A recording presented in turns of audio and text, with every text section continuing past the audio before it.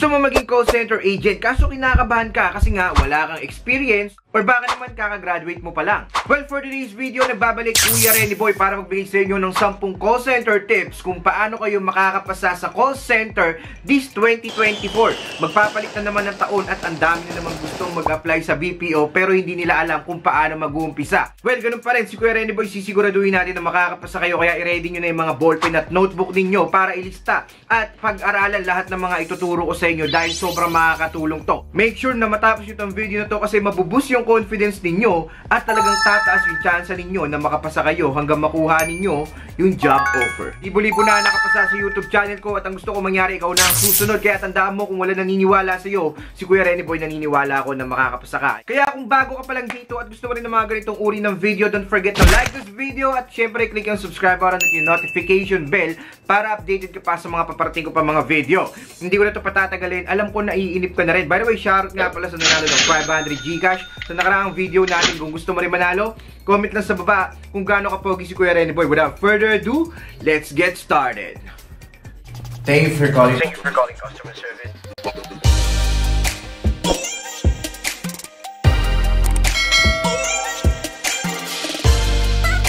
Grabe guys, papalitan naman ng taon at kasama nyo pa rin ang inyong lingkod, Kuya Renny Boy, para ma-make sure natin na makakakuha kayo ng job offer or makakapirma kayo ng kontrata sa call center company na ina-applyan ninyo. Libo-libo na ang nakapasa and hopefully ikaw na ang susunod. So tip number 1 tayo guys.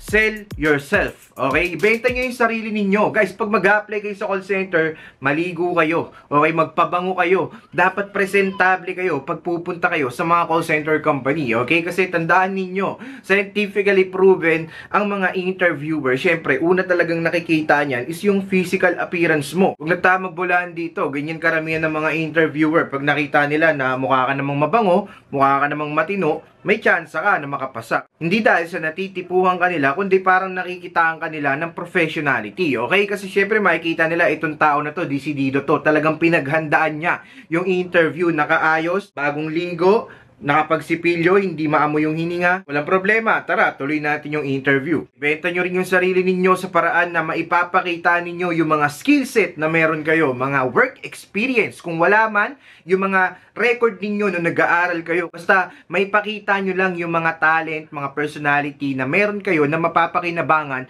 bilang isang call center agent. Kung wala naman kayo masyado maibidang mga record, pwede nyo rin gamitin yung mga achievement, mga training, yung mga workshop. Okay, pwede yan guys. Lalong-lalo na kung meron kayong experience kahit papano sa isang trabaho na medyo related sa customer service. For example, nagtrabaho kayo bilang isang fast food crew sa mga Jollibee, McDo, KFC, ganyan-ganyan. Pwede nyo po yung ibida. Halimbawa, nagtrabaho kayo sa mall bilang isang salesman, sales lady, yan, meron ding customer interaction dyan. So, mapapakinabangan nyo rin yung experience na yan sa pag-a-apply sa call center. So, dapat guys sa resume pa lang talagang maibibida nyo na yung mga skill set na meron kayo, personalities, at syempre yung work experience na meron kayo. Dapat naka-indicate yan doon. Tip number 2 tayo. Send application to 10 BPO companies. O di ba naghahanap ka ng trabaho, naghahanap ka ng call center job, mapa Facebook, Jobstreet, kahit saan pa yan sa online. Kapag naghanap kayo ng trabaho guys, sulitin nyo na. Basta sure lang kayo na yung call center company na ina-apply ninyo is merong malapit na branch sa lugar ninyo or sa bahay ninyo. Okay? At least 10. Okay, 10 call center companies. Ewan ko na lang kung hindi ka pa matanggap niyan. 10 call center companies guys, submitan nyo lahat ng resume ninyo or ng cover letter ninyo. So since hindi nga tayo ganun kagaling mag-English, may chance na baka hindi tayo agad pumasa sa first try natin. So at least meron tayong backup. Okay, may plan B tayo. Kasi hindi rin naman lahat ng companies tumatawag agad. So maganda guys, mag-apply kayo sa maraming call center companies. Again guys, nakapag-send na kayo ng mga resume ninyo or cover letter sa mga call center companies na yan, make sure na kapag nag-reply sila at binigyan ka na ng schedule for interview, dapat available ka sa oras na yon. And at the same time, dapat mag-background check ka. Okay, alamin mo yung background ng company, ano ba yung mga achievement na meron sila, ano ba yung mga core values na tinuturo nila, aralin mo yan. Para at least bago ka ma-interview, aware ka na, may idea ka na dun sa call center company na ina-apply mo. Tip number 3, create star stories. Ito yung star method na lagi ninyong naririnig guys, no? Which means situation, task, action, and result. Okay, gumawa kayo. Okay, mag-compose kayo ng storyline tungkol sa buhay ninyo, sa work experience nyo dati, na nagpapakita ng situation, okay, ng task. Ano nga ba yung ginagawa ninyo, or ano nga ba yung position ninyo sa trabaho na yon. And then action, paano mo ni-resolve yung issue, anong ginawa mo, tas ano yung magandang resulta. Okay, dapat positive lagi yung outcome, yung kinalabasan, para maisagot nyo yan during your interview. Kasi sa mga call center guys, meron sila mga tinatawag na situational tsaka behavioral interview. Syempre, ini-evaluate ng interviewer kung gaano kayo ka-effective bilang isang employee. So, ito guys yung example ng STAR method natin. Tip number 4, practice common interview Q&As. Yung mga common interview questions guys, isulat ninyo yan, okay? Tapos gumawa kayo ng sarili ninyong sagutan para at least prepared na kayo, okay? Hindi masamang magkabisa guys, tatandaan nyo yan. Kasi mas maganda rin na medyo memorize mo yung sasabihin mo kasi mas magiging confident ka kapag dinideliver mo na. Unlike kapag iisipin mo pa lang yung sasabihin mo, may chance na mabulol-bulol ka. Actually guys, napakarami nating sample Q&As dito sa ating YouTube channel. Kung gusto ninyong pag-practicean yung mga sample natin guys, I'll link it up there, makakatulong sa'yo yung mga videos na yan. Okay, ayayain mo yung kapatid mo, yung mga kaibigan mo na makipag-practicean sa'yo. Okay, sabihin mo, pare, practice naman tayo. Sasagot kasi ako sa mga interview. Tanungin mo ako ng ganitong interview questions, tapos sasagutin ko, sabihin mo kung ano ba yung mga incorrect grammar ko, sabihin mo kung ano ba yung mga maling sagot ko, tunog okay na ba, kung sa tingin mo pasado na, yung mga ganyan guys, no? Kasi makakatulong sa yan para ma-boost lalo yung confidence mo sa pagsagot sa interview, and at the same time,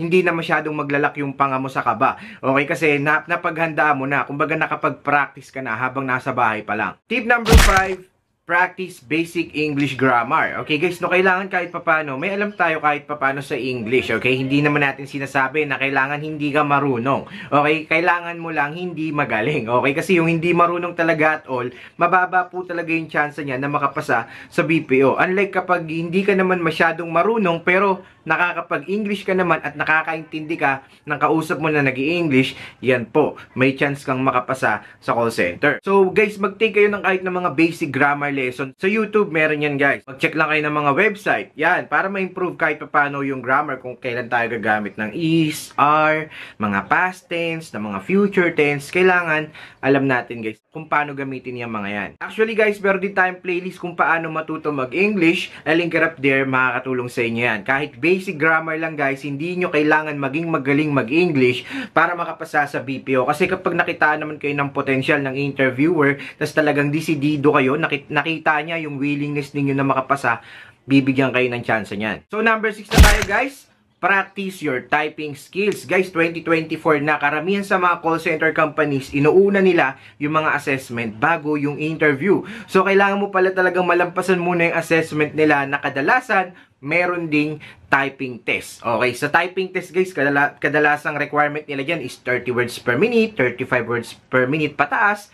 Kailangan mapasa nyo po yan guys. Kasi required po sa BPO na kahit papano, nakakapag-multitasking tayo. Habang kausap natin yung customer sa phone, kailangan nakakapag-type tayo kahit papano ng maayos. Actually guys, napakaraming paraan kung paano ma-improve yung typing skills ninyo. Meron din akong ginawang video para dyan. Panoorin nyo na lang, makakatulong sa inyo yung video na yan. Pwede rin kayong gumamit ng cellphone para makapag-practice ng typing ninyo.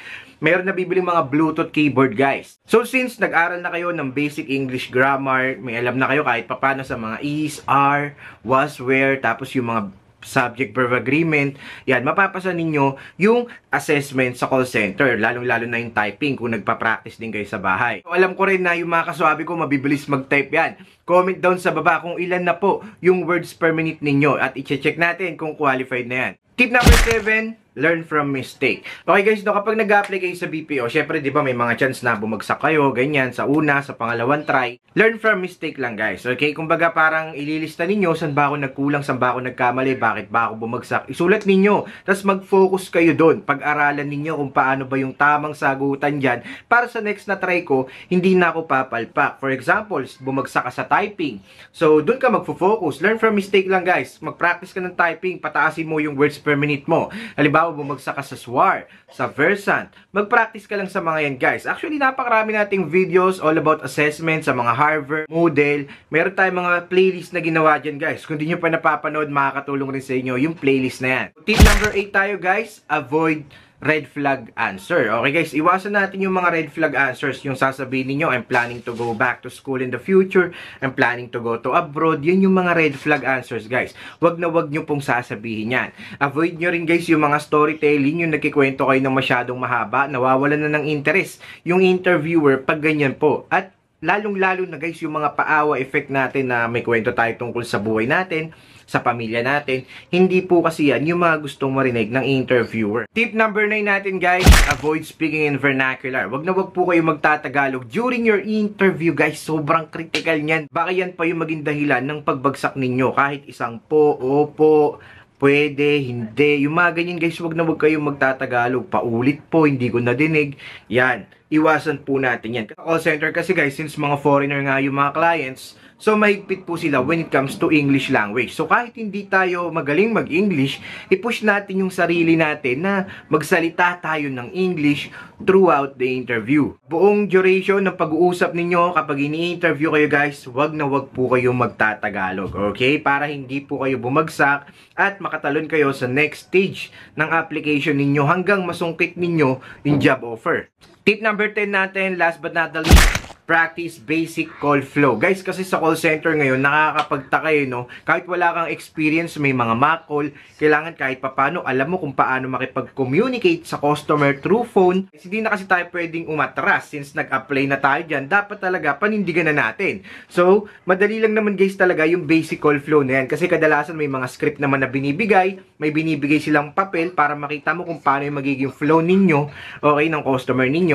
Ang importante dito guys, alam ninyo kung paano yung magiging flow. Okay, alam niyo yung greetings, alam niyo yung assurance statement, empathy statement, kung paano mag-verify ng account, kung paano mag-resolve ng issue, kung paano mag-offer ng further assistance, at kung paano mag-closing spiel. Okay, so yun lang naman yung mga importante dyan guys. Actually, kaka-upload ko lang ng video yung pinaka-solid kung paano ginagawa ng mga call center agent, yung basic call flow na yan. Actually, nagbigay rin ako ng 35 English phrases na talagang makakatulong sa inyo para maboost yung confidence ninyo.